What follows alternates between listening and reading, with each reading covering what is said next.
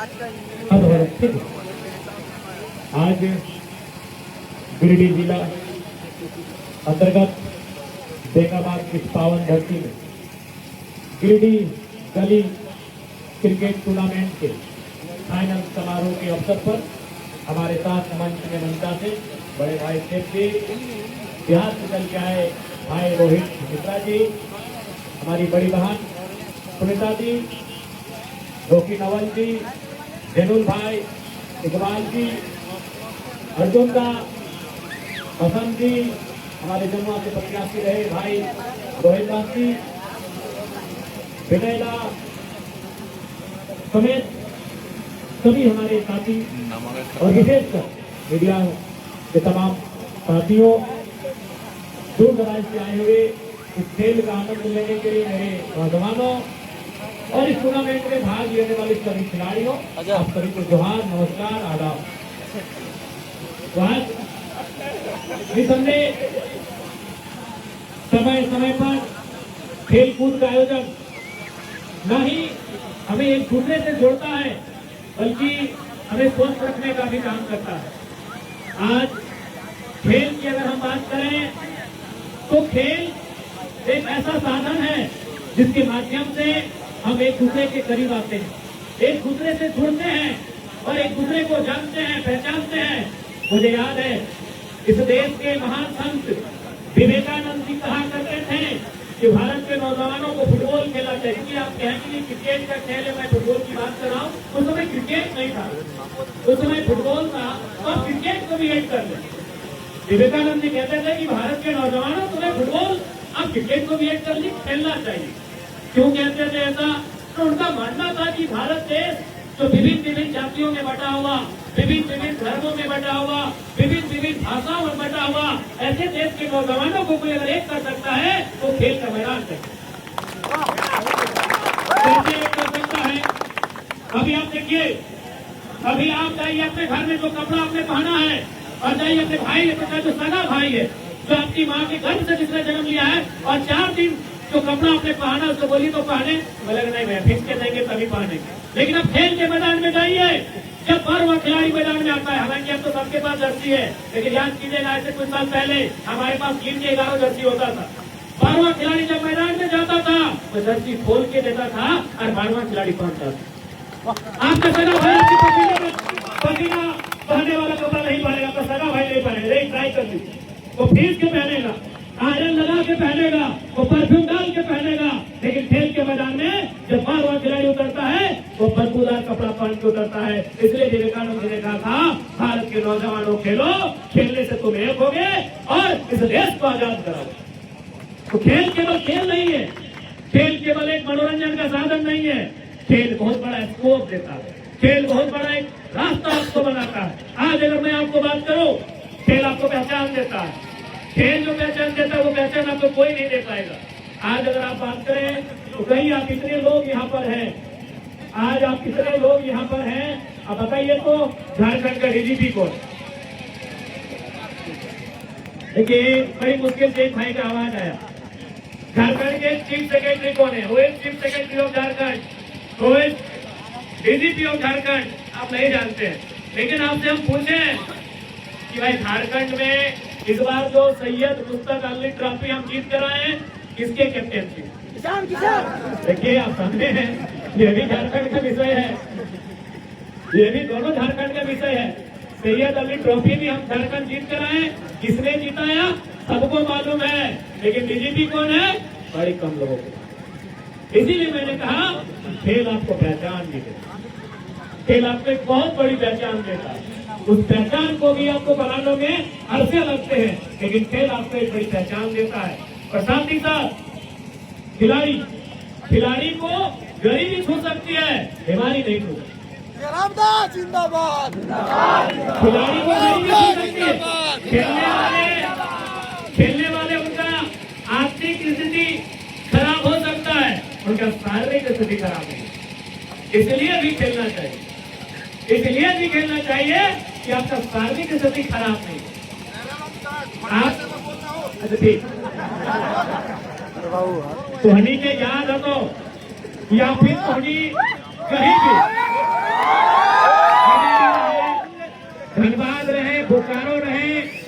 या देवघर रहे, आप कहीं तो नहीं चल लो, सब जगह देखिए वो ऑफिसर कॉलोनी व्यवस्था है शहर में, ऑफिसर सब वहाँ रहता है। अब की देखनी धोनी बहुत सारा रिटायर्ड ऑफिसर, कोई जीएम है तो लो, कोई पूर्व डीसी हतो, कोई पूर्व के एसपी हतो, कोई डीएसपी हतो, और बिहान बिहान भोरे भोरे टनिया में देकर दौड़ रहा है, पूरा काम खेल कूद कर रहा हो। क्या मालूम हो, डॉक्टर का सलाह दिला है कि खेल नहीं तो दुनिया से नाता छुट देगा। क्या मालूम हो, और अपनी आप बुढ़ारी भी तक खाए करो, जवानी में खेलो ना, इसलिए जवानी में खेल ताकि बुढ़ारी में नाती पोता चलेगा। में बुढ़ारी में कोई भी जिला में चल सरकार को बोकारो में हमने क्या तो आ जाता, कोलियारी में हर जगह ऑफिसर कॉलोनी हो, आगे साइड से लेकर रिटायर नहीं हो, बिहान डॉक्टर कल है कि जाइए सुबह सुबह दौड़िए, बिहाने बिहाने ढेर ये बोल रहा है भैया जवानी में खेलो नहीं है, जवानी में नौकरी करने में दिक्कत, इसलिए भी खेलना चाहिए। 2 घंटा चाहे स्टूडेंट लाइफ में रहे, चाहे कोई नौकरी करे, चाहे कुछ करे, 2 घंटा कम से कम एगो आउटडोर गेम, जैसे हम छोटे से पढ़ते ही इंडोर खेल आउटडोर खेल और में पार्ट हो। इसलिए टोनी जी हमारा संदेश करता है। और साथ ही साथ एक महत्वपूर्ण बात झारखंड के, अभी झारखंड में बहुत दिन से जिला पुलिस झारखंड पुलिस के बहाली न आए। आज हमारा याद है आज से 30-40 साल पहले झारखंड में वो कहावत बोलल जा रहा है कि गावे किधर दुए चीजें जाकर कमाए में, एगो टोड़िए दौड़ के नहीं तो मटिया फोड़ के। गावे वो कहावत है गांव देहात में कि टोड़िए दौड़ के जगह कमाए में नहीं तो मटिया फोड़ के। अगर माने की लगे, अगर माने हो टोड़िए दौड़ के मतलब गांव देहात में 1970, 75, 80, 85 के टाइम में जब पहला नौकरी कर ले वाले गाँव में तो हवलदार के, चपरासी के, पुलिस के यह नौकरी शुरू कर ले। और मटिया कोड़ के मतलब हला कोई अगर मिट्टी काटे गेले हला है तो काटते काटते सीसीएल में, बीसीसीएल में, टाटा में परमानेंट जॉब ले रहा कोलियारी में रहे। इसीलिए कहा गया है टनिया दौड़ के नहीं तो मटिया कोड़ के। तो खैर मटिया पड़ेगा अभी तो ना है, लेकिन टनिया दौड़े से नौकरी अभी हो मिलतो जब डिफेंस के बहाली है। ऐसे करते झारखंड में भी ऐसे और देश में पहले करा है। एसएससी के बहाली हुआ है, जगह में बीएसएफ रहा है, सीएसएफ रहा है, सीआरपीएफ रहा है, असम राइफल्स रहा है, आईटीबीपीएफ रहा है, मिलिट्री फोर्स रहा है, 7 को रहा है ना। अब ये एसएससी डीडी के बहाली एक साथ हुआ है, जगह में 7 को पोस्ट रहा है, हमने टाइम शायद 5 का तो 7 को पोस्ट के साथ बहाली हुआ है। की काम कर रहा है पहला फिजिकल दौड़े हुआ है, इसलिए टनिया दौड़ के आज खेलते कूदते रहता है और एक्स्ट्रा दौड़े की जरूरत ना पड़े। क्रिकेट खेलो, सीजनली फुटबॉल खेलो, वॉलीबॉल खेलो, एक्स्ट्रा दौड़े की भी जरूरत ना पड़े। इसलिए खेलकूद महज मनोरंजन ही ना हो, खेलकूद एक बहुत बड़ा रास्ता तैयार करो, उस रास्ते में चले से बहुत सारा हमने के लाभ। अनुशासन भी हमने सिखाई, अनुशासन सबसे महत्वपूर्ण हो। 2 जगह हमने अनुशासन सिखाई, या तो खेल के मैदान में या तो स्कूल। ये कि आने वाला दिन में एक इंसान के लिए सबसे इम्पोर्टेंट रहा है discipline. Discipline makes the nation great. हम कहाँ से सीखते हैं? स्कूल से, कॉलेजों से और खेल के मैदान। इसलिए खेल का मैदान आपको डिसिप्लिन भी सिखाता है, कभी ना हारे वो जज्बा भी आपके अंदर भरता है। खेल पर कभी हारे ना रखो। खिलाड़ी हर संभव अंतिम समय तक वो प्रयास कर रहे जीते। चाहे फुटबॉल के खेल रहे, मान के चल कोई है, चाहे 2 बॉल से पिछड़े, चाहे 3 बॉल से कहीं न पिछड़े, वो कराए की 2 मिनट भी रहता है तो वसूल सकता है। क्रिकेट के मैदान में हर संभव प्रयास, 1 ओवर में 25 रन कहे न रहे, 30 रन कहे न रहे। एक मैच में देखला कि ना अफगानिस्तान और अफ्रीका वाला 4 बॉल में 4 छक्का, 3 छक्का मारिए डाला हमें कि नहीं। यानी खेल एक ऐसा जगह लगा 3 समय तक कहतो यार हिम्मत रख, आरे बार प्रयास कर, जीत सकल ही, अभी रास्ता बनना रहा। धोनी की याद है तो धोनी की याद ना, धोनी के काका जेठा की याद है तो जब भारत के टीम पहला बार वर्ल्ड कप भारत की टीम ने जीता था। कब जीता था? 1983 25 जून, लॉर्ड्स का मैदान, लंदन। इंडिया ने कितना स्कोर किया था? मात्र 183, 183। अभी कितने ओवर में? 60 ओवर। अभी तो 20 ओवर में 183 नहीं चलता है। 60 ओवर में इंडिया की टीम ने मात्र 183 रन बनाया था। और आपके गांव में अगर बुजुर्ग लोग हैं जो समय खेल में दिलचस्पी रखा करते थे, उनसे पूछिए, सबने ट्रांजिस्टर बंद कर दिया था। उस समय टेलीविजन नहीं था, ट्रांजिस्टर ना, ट्रांजिस्टर रेडियो सबने बंद कर दिया था। क्यों? 183 रन थोड़ी बचा पाएगा इंडिया। अभी किसके सामने? Vivian Richards, Desmond Haynes, Gordon Greenidge, ऐसा खिलाड़ी कि भाई इनके सामने 183 रन चुटकी में बनेगा। अरे देश का तो छोड़िए, पत्नी को क्या बोला जाता है? अर्धांगिनी, आधा अंग। इंडियन टीम में जितना भी खिलाड़ी जिनका जीडी मैच देखने गई थी, सुनील गावस्कर, संदीप पाटिल, रोजर बिन्नी, जितना भी खिलाड़ी शादी हुआ था और जिनका पत्नी लंदन मैच देखने गई थी, उन लोग भी मान लिया था कि इंडिया हार जाएगा, 183 रन नहीं सेव कर पाएगा। और उन लोग अपना टिकट को आधा दाम में बेचकर लंदन शॉपिंग करने गई थी। लेकिन 3 घंटा के बाद जब शाम को मैदान में वापस आई, नजारा क्या था? 22 साल के कैप्टन कपिल देव के हाथों में दुनिया के सबसे बड़ी ट्रॉफी। क्या सीखे? भारत के वर्ल्ड कप जीत से क्या सीखे? देश ने विश्वास करना छोड़ दिया। अरे जिसको रिप्रेजेंट कर रहे थे इंडिया ने विश्वास करना छोड़ दिया था कि इंडिया नहीं जीतेगा। उनकी पत्नियों ने विश्वास करना छोड़ दिया था कि मेरे पति क्रिकेट नहीं जीतेंगे। लंदन शॉपिंग के लिए गई थी, लेकिन 3 घंटा में बाजी पलटा। इंडिया का खेल है और इंडिया वालों ने भरोसा तोड़ दिया था, लेकिन उन 11 खिलाड़ियों ने जीत कर दिखाया। क्यों? उनके अंदर का विश्वास कह रहा था कि जग अभी जीता नहीं, मैं अभी हारा। उनके अंदर का विश्वास कह रहा था कि जग अभी जीता नहीं, मैं अभी हारा नहीं। इंडिया के लिए खेल रहे हैं, इंडिया को रिप्रेजेंट कर रहे हैं, और इंडिया के लोग टीवी बंद कर दिए, रेडियो। इंडिया नहीं जीतेगा, ऐसा चौका छक्का मारेगा विवियन रिचर्ड्स कि 30 ओवर मैच खत्म हो जाएगा। सही में विवियन रिचर्ड्स ने उसने अपने 33 रन बनाए थे, जिसमें 28 रन बाउंड्री से था।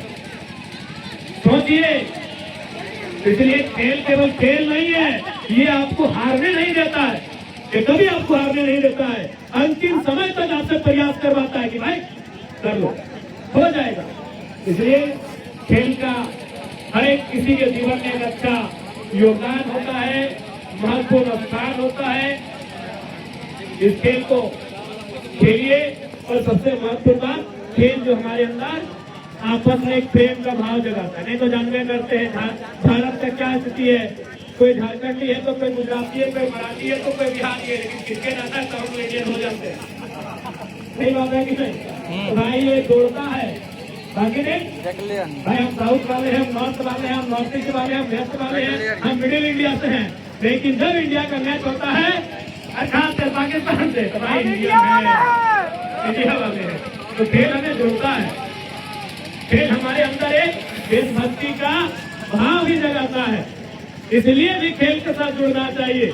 आपको याद होगा, जाते जाते किस्सा और याद कराते हैं हॉकी का, क्योंकि हम क्रिकेट की बात करते हैं, हॉकी की बात छोड़ देते हैं, जबकि हॉकी हमारा राष्ट्रीय खेल है, जिसमें हमने 8 बार सोना जीता है, गोल्ड मेडल हमने 8 बार जीता। अभी कब? हमको लगता है 1970 से पहले। अभी अगर हम लोग ठीक ठाक खेलते हैं तो 12-15 को गोल्ड हो जाता है। हॉकी 1936 फाइनल में इंडिया का मुकाबला था जर्मनी से, और उस समय जर्मनी में हराना बहुत टफ था। और उस फाइनल मुकाबले में चीफ गेस्ट कौन थे मालूम है? Adolf Hitler. अगर आप इतिहास के छात्र हैं, इतिहास को आपने थोड़ा सा भी पढ़ा होगा, तो हिटलर को आप जानते हैं। हिटलर वो शख्स था जिसने अपने नाम से डिक्शनरी में वो वर्ड दे दिया हिटलर। हिटलर कोई एप्पल मैंगो जैसा शब्द नहीं है, एप्पल मैंगो बनाना एरोप्लेन जैसा हिटलर शब्द नहीं है। दुनिया में एक नाम था हिटलर, और उसके कारण डिक्शनरी में वो शब्द गया हिटलर। तो हिटलर उस टूर्नामेंट के फाइनल के चीफ गेस्ट थे। और पूरी तरह जर्मनी में दीवारों में पेंटिंग हो गया था कि जर्मनी पूरी तरह इंडिया को धो देगी। फाइनल शुरू हुआ, उस समय भारतीय टीम के सबसे सुपरस्टार थे मेजर ध्यानचंद। उन्होंने एक के बाद एक गोल किए और भारत को मुकाबले को जिताया। वो बड़ी बात नहीं थी, उससे बड़ी बात होने वाली थी। जब भारत ने मुकाबले को जीता तो हिटलर आए सामने, बोला मेजर बड़ा अच्छा खेलते हो, बड़ा अच्छा खेलते हो, लेकिन ये इंडिया में क्या कर रहे हो यार, आजा जर्मनी। जर्मनी आने वाले दिनों में एक महाशक्ति बन के उभरेगा, तुम्हारा भारत को गुलाम। हालांकि जर्मनी भी उस समय बताए की समझे थी तुम्हारा भारत को गुलाम है, 36 यानी गुलाम भारत, अंग्रेजों के अधीन का भारत। तो हिटलर ने आके कहा मेजर ध्यानचंद से कि ध्यानचंद क्या तुम जर्मनी से खेलोगे, बताओ तुम्हारी शर्त क्या है खेलने। कहा कि तुम जिस इमारत में हाथ रख दो, जैसे इंडिया में 4 मीनार है, ताजमहल है, गेटवे ऑफ इंडिया है, इंडिया गेट है, तो जर्मनी में कोई भी सरकारी इमारत तुम हाथ रख दो वो तुम्हारे नाम का हो जाएगा, लेकिन शर्त है तुम जर्मनी से खेलो। तुम जर्मनी की टीम से खेलो, तुम्हें जर्मनी की टीम के कैप्टन बना देंगे। यही नहीं, तुम अगर कहो तो मैं जर्मनी का चांसलर हूँ, जैसे हमारे इंडिया में प्राइम मिनिस्टर होता है, जर्मनी में चांसलर होता है। तो हिटलर ने अगला लाइन कहा कि चांसलर छोड़ के तुम अगर वाइस चांसलर ही मांगो तो दे दो, यानी deputy prime minister, prime minister deputy prime minister, कि तुम चांसलर छोड़ के अगर तुम वाइस चांसलर का भी पोस्ट मांगो तो हम तेरे दे देंगे, सर से तुम जर्मनी से खेलो। ध्यानचंद का उत्तर था जो हमारे बदन के एक रोए को खड़ा कर देगा। मेजर ध्यानचंद का उत्तर था जो हमारे बदन के एक रोए को खड़ा कर देगा कि श्रीमान आपके प्रस्तावों का सम्मान करते हैं, लेकिन मुझे भारत से खेलते हुए जो आनंद एक 12वां खिलाड़ी के रूप में आएगा, आपकी जर्मनी का कैप्टन बन के नहीं आएगा। उनका अगला उत्तर था कि श्रीमान मुझे भारत में, अपने भारत में जो आनंद एक कूले का काम करते हुए आएगा, मुझे अपनी मातृभूमि में, अपने हिंदुस्तान में जो आनंद एक कूले का काम करते हुए आएगा, आपके देश के कलेक्टर बन जाएंगे। खेल हमारे अंदर एक देशभक्ति की भाव को भी जागृत करता है, जो 1936 में मेजर ध्यानचंद ने दुनिया के सामने बताया था कि देशभक्ति क्या हो। बिल्कुल आज के खिलाड़ी भी नहीं सीख पा रहे, आज के खिलाड़ी भी मेजर ध्यानचंद से नहीं सीख पा रहे। भले विराट कोहली आपके मेरे आदर्श हैं, हम मानते हैं भाई, लेकिन याद रखिएगा वो बहुत जल्द ही भारत की नागरिकता छोड़कर इंग्लैंड चले जाएंगे। भले आपकी भावनाओं को ठेस पहुंचेगा, लेकिन तो सच्चाई है। भले विराट कोहली का आप भी मानते हैं, हम भी मानते हैं कि भाई इंडिया को जिताने में उनका बहुत बड़ा रोल है, लेकिन देशभक्ति की बात करेंगे तो बहुत पीछे चले जाते हैं। वो बहुत कम समय में भारत की नागरिकता छोड़ के किसी अन्य देश की, हमें लगता है शायद इंग्लैंड की, ब्रिटेन की नागरिकता ले लें। इसलिए मेजर ध्यानचंद ने 1936 में जो दिखाया था, आज भी उस रास्ते को अनुकरण करना, उस रास्ते पे चलना बड़ा कठिन है। चलिए समय का अभाव है,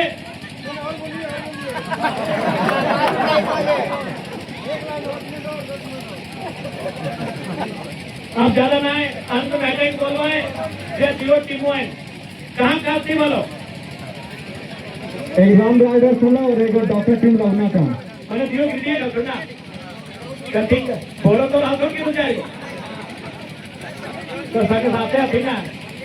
अरे चल कोई बात नहीं, 2-4 पहले तो की बुरा, तो दियो टीम के बधाई। खेल हमेशा याद रखिए टोनी कि खेल के अंदर एक अलग रिश्ता व्यवहार और खेल के बाहर एक अलग रिश्ता व्यवहार। खेल के अंदर के रिश्ता 3 घंटा 2 घंटा के व्यवहार, जगर में तनी मनी लड़ाई झगड़ा भी तनी भय जाए, बाताबाती भय जाए, गरम भय जाए, लेकिन खेल के बाहर वो रिश्ता 2 घंटा क्या 4 घंटा के ना, 20 साल के, 30 साल के, 40 साल के व्यवहार। इसलिए खेल के अंदर जो भलाई घटना और खेल के बाहर जैसे नहीं भूल जाना। देखिए अभी लेकिन जीत लो कि हार लो में कहीं हवा तानातन, इसलिए समर्थन से भी तानातानी हवा, जो हार जीत सामने आवे ना तो बहुत तानातानी हवा, जैसा रेसिस्टेंस हवा। लेकिन अपने को स्पष्ट बोल दो कि खेल के अंदर के रिश्ता 2 घंटा के व्यवहार और खेल के बाहर के रिश्ता 20 साल 40 साल के व्यवहार। जैसे योग टीमों में जे हार गए जे जीत गए एगो तुमको पक्का है जो ममेरा मुतेरा फफेरा भाई बहन भापे भाई दूर के रिश्तेदार हटा देगी ना। इसलिए 2 घंटा खेल के अंदर जो आप खेले जो भी हुआ खेल हार जीत के बाद उसे वहीं भूल जाइए और मैदान के जब बाहर आइए एक नए रिश्ते के साथ, एक नए सोच के साथ, एक नए संकल्प के साथ। आगे देखते हैं खेल का झगड़ा गांव तक चला जाता है, खेल का झगड़ा बहुत दूर तक चला जाता है। उस झगड़े को वहीं तक रहने दीजिएगा। कमेटी बड़ी देखते हैं लड़ाई झगड़ा के अंदर होता रहता है। इसलिए खेल में जो घटना घटा, खेल में जो हाव भाव था, खेल में जो विचार आए, खेल में जो व्यवहार हुआ उसे मैदान अच्छी रहने दें। मैदान के बाहर आपके आप फ्रेंडिंग है, अच्छे लोग हैं, सबसे अच्छा एक रिश्ता है, नाता है, उसे आप निभाने का काम करें। और साथ ही साथ बात कहेंगे इन हाथों में आज खेलने के क्रम में आपने 1 केजी 1.5 केजी का बल्ले का वजन थामा है। इन्हीं कंधों में, इन्हीं हाथों में इस राज्य की बागडोर आपको थामनी है। इस बात को भी याद रखिए। और मैं नौजवानों से कहूंगा, सभी से बोले चाहिए कि आप नौजवान हैं, युवा पीढ़ी हैं, आप अपने सपने को देखिए और उस सपने को साकार करिए। मैं आज पूरे विश्वास के साथ कह सकता हूं, मैं आज पूरे डंके की चोट के साथ कह सकता हूं कि सपने पूरे होते हैं। अगर सपने पूरे नहीं होते तो जरा तो एमएलए नहीं बनता। सपने पूरे होते हैं मेरे साथियों। अगर बड़े से बड़े सपने बताइए, बड़े से बड़े सपने पूरे होते हैं विकास जी, उन सपनों को देखना चाहिए और उन्हें शिद्दत से जीना चाहिए, उन्हें पूरा करना चाहिए। नहीं तो जरा तो आता नहीं आता। क्योंकि राजनीति का मतलब क्या था? विधायक के घर में ही विधायक बनेगा। आपके गिरिडीह जिला में 2 नए विधायक थे, बताइए तो। दोनों के घर वाले विधायक थे। इसीलिए जम्मू की दीदी भी विधायक है, लेकिन उनके पिताजी विधायक थे। गांडे की भाभी भी विधायक है, लेकिन उनके ससुर विधायक है कि नहीं? हमारे धनबाद में भी नए विधायक बने सिंदरी वाले, लेकिन उनके पिताजी विधायक थे। हमारे बोकारो में 2 नए विधायक बने, बोकारो और बेरमो, लेकिन एक का ससुर, एक के पिताजी विधायक थे। अगर बिना किसी बैकग्राउंड के पॉलिटिक्स में कोई आया है तो जरा बिना किसी बैकग्राउंड के क्या गलत कह रहे हैं? नहीं, आप उनके गिरिडीह में देखिए 2 विधायक नहीं, मैं जानता हूँ। दोनों कहीं न कहीं उनके परिवार के लोग विधायक थे, वही उनका आधार बना विधायक बन गए। मेरे धनबाद में भी नए विधायक बने, बोकारो में भी बने, अन्य जिलों में भी विधायक बने, लेकिन उनका आधार था क्योंकि परिवार से कोई विधायक। इसलिए मैंने कहा नौजवानों, सपने देखिए, सपनों को जिए और उन्हें पूरा करने के लिए पूरी शिद्दत के साथ मेहनत करें। आप जो अपने टी-शर्ट में लिखते हैं कि अपना टाइम आएगा, सही लिखते हैं, लेकिन आएगा नहीं। वो जब आएगा उस समय आपसे पूछेगा कि आप कितना रेडी है। आएगा, बिल्कुल आएगा। आज जो नौजवान अपने टी-शर्ट में लिखते हैं अपना टाइम आएगा, मैं कहता हूं आपका टाइम आएगा, लेकिन जब आपका टाइम आया पता चला आप 120 की स्पीड में सड़क में गाड़ी चला रहे। आपका टाइम आया, पता चला आप अपने दोस्तों के साथ बराकर नदी के सामने बैठ के गुजार हैं। आपका टाइम आया, पता चला आप गाड़ी गोदाम में, हमारी गोदाम में बैठ के टकरा से एंजॉय कर रहे हैं। आएगा आपका टाइम, बिल्कुल आएगा, 100% आपका टाइम आएगा। लेकिन सवाल है कि जब टाइम आएगा आप कितने प्रिपेयर, आपकी तैयारी कितनी है? बिल्कुल, मैं एक कॉलेज का छात्र था, आज भी हूँ। मैं कॉलेज जाता था पढ़ने के लिए, शाम को आकर बच्चों को ट्यूशन पढ़ाता था। अपने गांव के स्कूल में 2 घंटा बच्चों को फ्री में पढ़ाता था। एक छोटा सा कार्यक्रम हुआ, मैं गया और राज्य में चर्चा का विषय बना जहाँ जहाँ गया, क्योंकि मैं उस दिन के लिए शायद तैयार। जिस दिन मुझे मौका मिला उस दिन के लिए मेरा टाइम आ गया था और मैं तैयार। नहीं तो मैंने भी सपना में नहीं सोचा था यार दूर दूर तक कोई नाता नहीं। पिताजी का डेथ हुआ है जब हम 2 साल के थे, उसी साल मेरे दादाजी का डेथ हुआ है। मेरे वो चाचा जो जिंदा है, दोनों आंख नहीं है, सूरदास है, जनामान है। जिसके घर में चलता था, आज दिखाया कि आज 2 लाख का सैलरी है, 50,000 मेरा, 1.5 लाख बांटते हैं, जो 75% दान करना। ठीक है, आज मेरा सैलरी लाखों में है, लेकिन जब विधायक नहीं बने थे, मेरा घर में क्या था, मेरी दादी को पेंशन मिलता था 1000 रुपए, आज भी मिलता है, क्योंकि वो 95 साल की है, वृद्धा पेंशन। मेरे चाचा को भी पेंशन मिलता था, आज भी मिलता है 1000 रुपए। क्यों? दोनों आंखें नहीं है, विकलांग पेंशन। और मेरी माँ को भी पेंशन मिलता था। क्यों? जब मेरे पिताजी झारखंड आंदोलनकारी थे, उनका जो आश्रित होता है 3,500 रुपए। यानी जयराम महतो जिस दिन विधायक नहीं बना था, उसके घर में पैसा कौन कमाते थे मालूम है? उनके चाचा 1000 रुपए जो विकलांग पेंशन था, उनकी दादी 1000 रुपए जो वृद्धा पेंशन था, उसकी माँ 3500 रुपए जो आंदोलनकारी का पेंशन था। सोचिए, जयराम महतो वहां से विधायक बना। जयराम महतो वहां से विधायक बना है कि विधायक बनने से पहले उसके घर को चलाने के लिए सरकार के पेंशन अभी ठिकाना नहीं है, 4 महीना में मिलेगा कि 8 महीना में मिलेगा। उस घर से जयराम महतो, हाँ आज है भाई, आज 2,13,000 की सैलरी है। पहला विधायक है जिसने जनता को बताया कि आपके विधायक का सैलरी 2,13,000 रुपए है, 2,13,000। लेकिन उसमें भी मेरा घोषणा क्या है? 75% अपने ऐसे भाई बहनों की मदद करूंगा जो पढ़ाई लिखाई छोड़ने का मन बनाते हैं, जो पढ़ाई लिखाई कर नहीं पाते हैं, उनकी मदद करूंगा।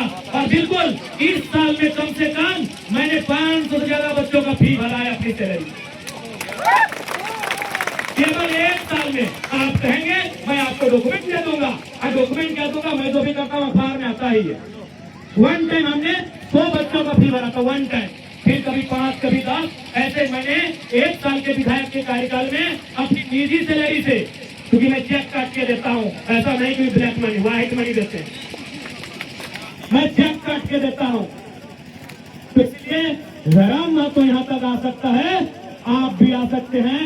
आप अपने आप को तैयार करें और उस दिन का इंतजार करें जो दिन आपका होगा, अपना टाइम आएगा, बिल्कुल आएगा। एक एक नौजवान का टाइम आएगा, एक एक भाई का टाइम आएगा, लेकिन उस दिन के लिए आपको तैयार रहना पड़ेगा। अरे कोई नहीं रोकेगा आपको, आएगा आपका टाइम। और विधानसभा में हम लोग बैठे हैं आपके मुद्दों को रखने के लिए, आपके मुद्दों को उठाने के लिए हम लोग हैं विधानसभा के अंदर। जी बिल्कुल, इस बार भी स्कॉलरशिप का मुद्दा रहे, ये राज्य में नई बहालियों का मुद्दा रहे। इस बार के विधानसभा के बजट सत्र में वह बहुत ही मजबूती के साथ उठेगा, इस बात को हम आपको आश्वस्त करते हैं। इस बार हमें लगता है कि सरकार जरूर बैकफुट पर आएगी, आप लोग धीरज रखिए, ठीक है? तो ज्यादा समय नहीं लेंगे, पुरस्कार वितरण भी करना है, फिर हम लोग का कार्यक्रम धनबाद में है, धनबाद में निकलना है। पुनः आज के इस कार्यक्रम में उपस्थित सभी सम्मानित साथियों, तमाम खेल कूद में जो भाग लिए, विशेषकर जो जीते उनको बधाई, और जो हार गए अगले टूर्नामेंट के लिए बधाई। आप अगले टूर्नामेंट को जीतिए, मन से मत हारिए, मन के हारे हारे, मन के जीते जीत है। मैदान में हारा हुआ जीतेगा, मन में हारा हुआ नहीं जीतेगा, मन से नहीं हारे। दोनों टीमों को बधाई, विजेता को आज के लिए बधाई और उप विजेता को आने वाले कल के लिए बधाई। मीडिया के साथियों, तमाम इस क्षेत्र के आसपास के बुद्धिजीवी, गणमान्य प्रतिनिधियों, कई मुखिया, प्रमुख उप प्रमुख इत्यादि भी मंच में हैं, नौजवान साथी हैं, सबों को शुभकामनाएं, धन्यवाद, जोहार, आदाब, नमस्कार, जोहार झारखंड, जय झारखंड। और एक बात कहेंगे, आज एक जयराम महतो आने से इतना बदला है, बदलिए, गांजे को भी बदलिए, ठीक है? एक ही बात कहेंगे, अच्छा गांजे में जिनको आपने चुना है, हम भाई, क्योंकि मैंने कहा है कि मैं ज्यादा स्त्रियों का नाम और उनका नाम लिए बिना उन पे थोड़ा बहुत बात करता हूँ, लेकिन फिर भी ईमानदारी से पूछिए, क्या पूरे 5 साल में वो किसी 5 पंचायत को नाम भी बता पाएंगे? कहाँ है? पूरे 5 सालों में क्या वो किसी 5 पंचायत को बता देंगे कि हाँ ये पंचायत इस गांव के बगल में है, इसके पूरब में ये है, इसके पश्चिम में ये है? हम मानते हैं वो केवल और केवल सीएम बैकअप है, कि यदि मुख्यमंत्री फिर भीतर जाए तो उनको सीएम बनाया जाए। तो उसके लिए क्यों खराब किया गया है?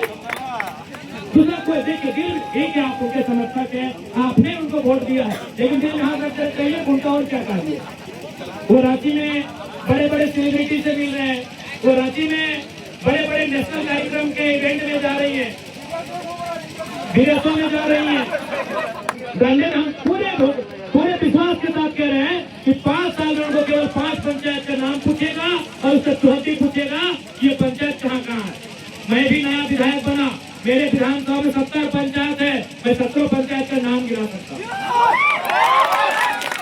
मेरे विधानसभा में 70 पंचायत है, मैं 17 पंचायत का आपको नाम गिना सकता हूँ, उनका पड़ोसी पंचायत का नाम गिना सकता हूँ, उनके दाएं कौन है, उनके बाएं कौन है, कौन सा रास्ता किस गांव को जोड़ता है, यह सड़क घुस के कहाँ निकलता है, मैं आपको बता सकता हूँ। बिल्कुल एक जनप्रतिनिधि जो जनता के सुख में दुख में, खासकर सुख में रहे या ना रहे, सुख में खड़ा होना चाहिए। लेकिन वो तो भाई गांधी आपका है, मत आपका है, चुना आपने है, भविष्य आपका है, तय आपको करना है कि आपको बस इसी बात की तसल्ली है कि हाँ जिस दिन सीएम नहीं रहेंगे वो सीएम बने। हाँ ये है सही। या फिर आपको जनप्रतिनिधि भी चाहिए जो आपके मुद्दों को लेकर आपके साथ बैठे, आप दुख में हो आपको कंधा दे, आपको हौसला दे, आपको सांत्वना दे, आपकी समस्याओं में आपके बीच खड़ा रहे, ये भी आपको तय करना है। ये मैं आप पर छोड़ देता हूँ। गांधी आपका है, गांधी का भविष्य आपके हाथों में है, गांधी की तकदीर आपके हाथों में।